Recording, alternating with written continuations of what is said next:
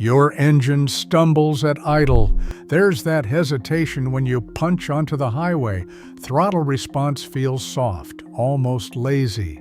You take it to the dealership, they plug in the scanner, and the service advisor slides a quote across the counter.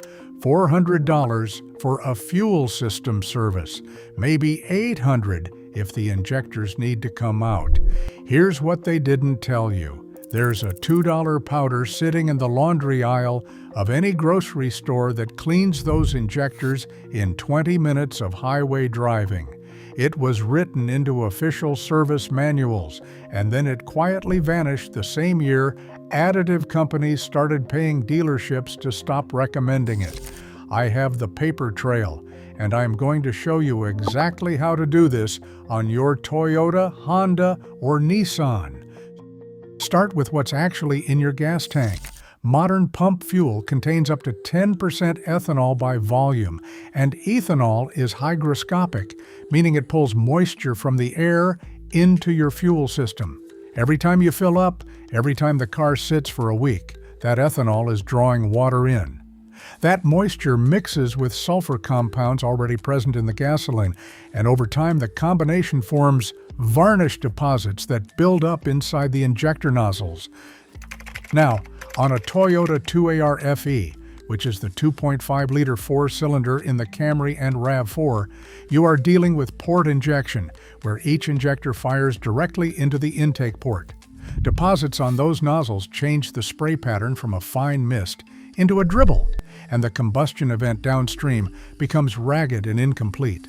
The Honda K-Series K24 in the Accord and CR-V has the same vulnerability. The Nissan QR25DE, found in the Altima and Rogue, adds a wrinkle because that engine runs hotter under load, and that accelerates varnish formation on the injector tips faster than in the other two engines. The symptoms are the same across all three engines. Rough idle at stoplights, that slight shake you feel through the seat, a flat spot when you accelerate hard from a roll, and fuel economy that has quietly dropped 3 or 4 miles per gallon over the past year without anything obvious breaking. Most owners chalk it up to age. So you go to the dealership, the tech scans it, finds a misfire code or a lean condition on one bank, and the service advisor explains that your fuel injectors are dirty and you need a chemical flush service. The invoice line reads somewhere between $350 and $400 for the treatment alone, not counting diagnostic time. If the flush does not fully resolve it, they quote another $400 to pull the injectors physically. Some of those dealership invoices for a full injector cleaning service on a high-mileage Camry or Accord run straight to $800. The service advisor is not lying about the problem. The injectors probably are dirty. But the cost to fix it has nothing to do with the difficulty of the job, and everything to do with the product they are selling you. The powder is sodium carbonate. You can buy it right now as Arm & Hammer Super Washing Soda. Check the label for 100% sodium carbonate, nothing else. It runs under $2 per pound at any grocery store, and one box will treat your car for 2 full years. Here's what it does inside the engine. When sodium carbonate reaches combustion temperature, it breaks down into sodium oxide and carbon dioxide. Sodium oxide is a strong base with a pH of 12. Fuel varnish, carbon deposits, the waxy buildup on injector tips, all of that is weakly acidic or neutral. When a strong base hits those compounds at 600 degrees Fahrenheit, you get saponification.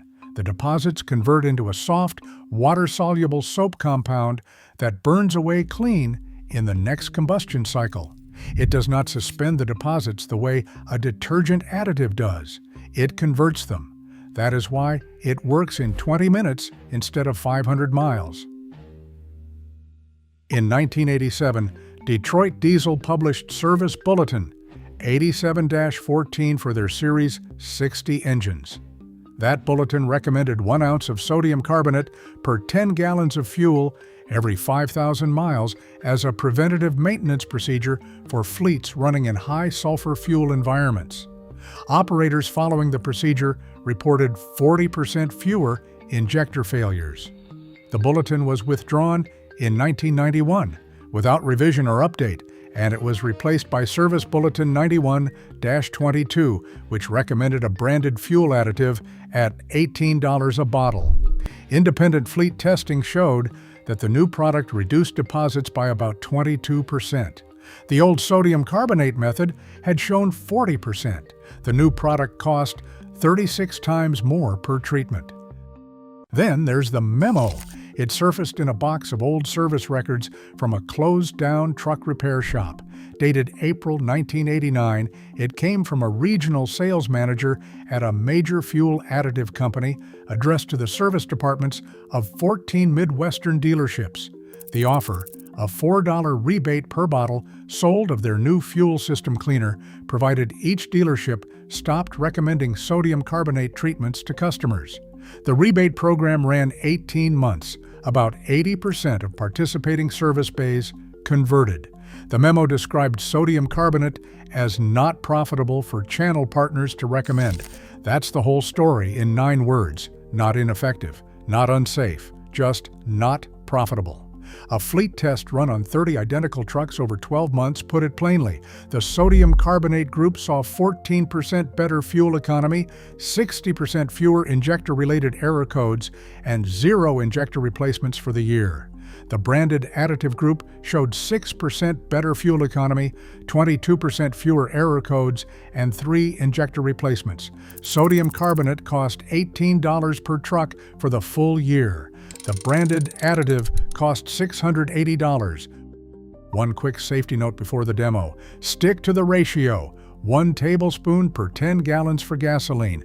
Go over that and you risk white ash residue on your spark plugs and potential oxygen sensor fouling. The ratio is what the old mechanics dialed in on real equipment. Don't freelance it. What you're looking for at the grocery store is the yellow box. Arm & Hammer superwashing soda, sitting in the laundry aisle next to things that have nothing to do with your car. The ingredient label says 100% sodium carbonate, which is the only thing that matters. Baking soda is sodium bicarbonate. Sounds close, but it breaks down at a lower temperature and arrives at your injectors already spent, with most of its cleaning potential gone. Borax and OxyClean are different compounds entirely.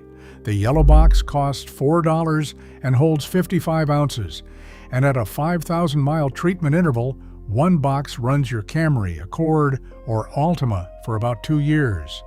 The ratio for a gasoline engine is 1 tablespoon per 10 gallons of fuel. That works out to a concentration of roughly 0.04% by volume, enough for the chemistry to work without leaving excess ash in the combustion chamber or fouling your oxygen sensors. More isn't better here. The old mechanics who developed this on working equipment landed on that number for a reason. Because sodium carbonate doesn't dissolve cleanly in cold gasoline, the treatment gets mixed in a plastic bottle first. Put a tablespoon of powder with about 12 ounces of fuel and shake until a cloudy suspension forms. That suspension goes into the tank before the engine starts, and then the car gets driven. Not around the neighborhood. Highway speed, sustained load, 20 minutes minimum. That's what pushes injector temperatures into the 550 to 650 degrees range, where sodium carbonate converts to sodium oxide and saponification actually happens. On the Toyota 2AR FE and the Honda K-Series, 65 miles per hour on cruise control for 20 minutes is enough to get there. The Nissan QR25DE runs hotter under load anyway, so a freeway on ramp at 3/4 throttle does the job faster, and owners on that engine have described the idle smoothing out almost immediately after coming back off the highway. What the car feels like afterward tells you everything. A clogged injector produces a rough idle, a soft throttle, and fuel economy that's been bleeding off quietly for months. After a single treatment on a dirty engine, that idle steadies out. The throttle picks up that crispness it lost somewhere around 100,000 miles. Fuel economy starts recovering over the next 2 to 3 tanks as the combustion cycle runs cleaner. If the injectors were already clean, nothing changes at all. The treatment passes through the system without leaving anything behind, and the $2 buys peace of mind instead of a fix.